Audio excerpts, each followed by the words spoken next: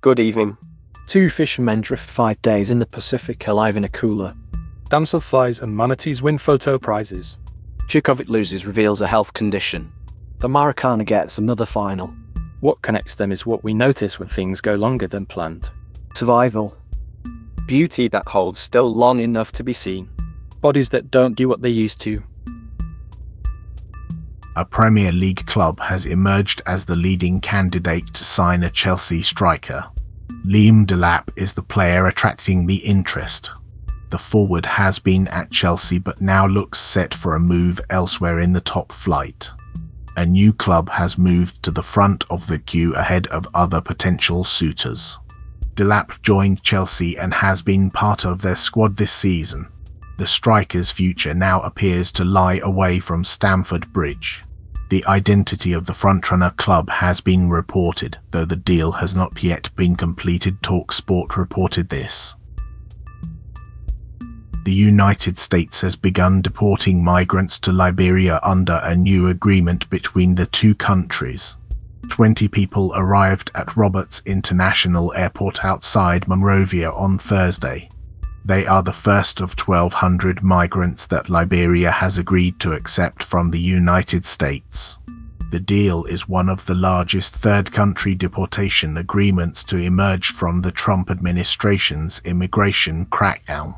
Third-country deportations send migrants to nations other than their country of origin. The arrangement marks a significant expansion of American deportation policy. Liberia becomes one of the main partners in receiving migrants removed from the United States. Guardian World reported this. Two fishermen have been rescued after spending 5 days adrift in the Pacific Ocean. They survived by clinging to a blue cooler that kept them afloat in the open water. Mexican officials released video showing the men inside the container as it bobbed on the waves. The footage captures the moment they were spotted. The fishermen are now safe. Their identities have not been released, and officials have not said where exactly they were found or what caused them to become stranded at sea. CBS News reported this. Massachusetts Senator Ed Markey is getting some high-profile support in his re-election campaign. Congresswoman Alexandria Ocasio-Cortez endorsed him on Thursday. Markey is facing a tough primary challenge from fellow Democrat Seth Moulton, who also serves in the House. Both candidates have been trying to tap into anti-establishment feelings within the Democratic Party.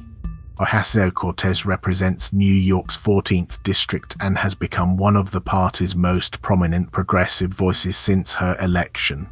The Hill reported this. A high-profile royal couple is moving back to Britain. Prince Harry and Meghan have decided to return after years living abroad. The pair left the country following a very public split from the royal family. Harry later published a tell-all memoir about his life and the rift.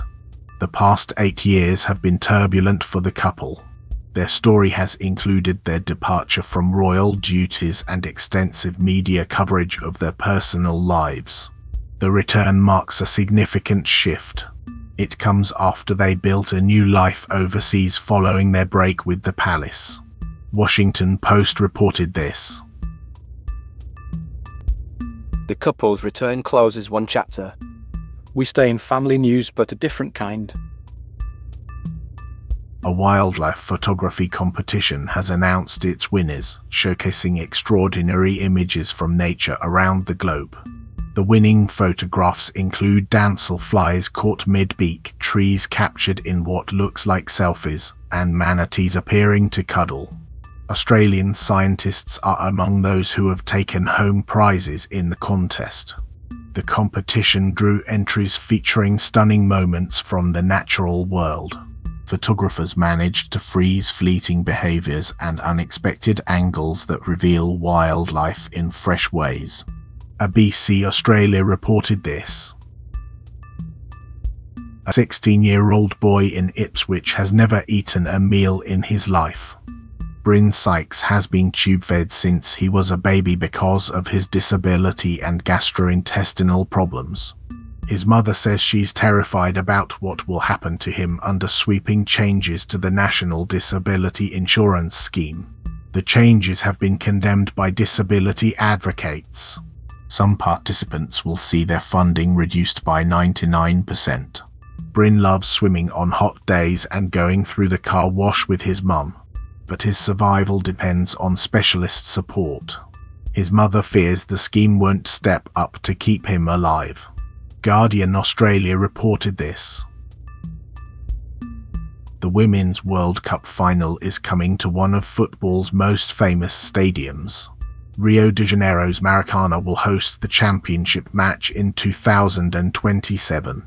The Brazilian venue becomes only the third stadium in history to stage both the men's and women's World Cup finals.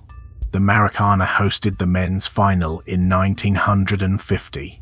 That makes it a rare ground indeed. Only 2 other stadiums have achieved this distinction across the tournament's history.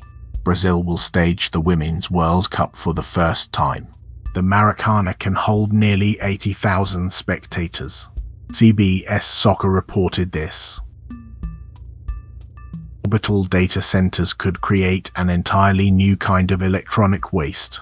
SpaceX is developing the technology to put computer servers in space. The concept has been described as resembling asteroid mining in reverse. Instead of bringing valuable materials back to Earth, these facilities would eventually burn up in the atmosphere. That's being called heat cycling by some observers. The servers would need regular replacement as technology advances. Each refresh cycle would send more equipment into orbit, only to be destroyed later. This approach raises questions about waste that previous space operations haven't faced. Traditional satellites are built to last for years or decades. Data centers need frequent hardware updates to stay competitive. The environmental impact of repeatedly launching and disposing of server equipment remains unclear. Ars Technica reported this. Britain has a winner at the Cincinnati Open. Arthur Furry beat Australia's James Duckworth in his return to competition. But the day belonged to a major upset. Novak Djokovic lost to Argentina's Diego Ante in a shock result. After the match, Djokovic revealed he had been playing with a health condition. The Serbian star gave no details about the problem. Furry's victory marks his comeback after time away from the tour. BBC Tennis reported this.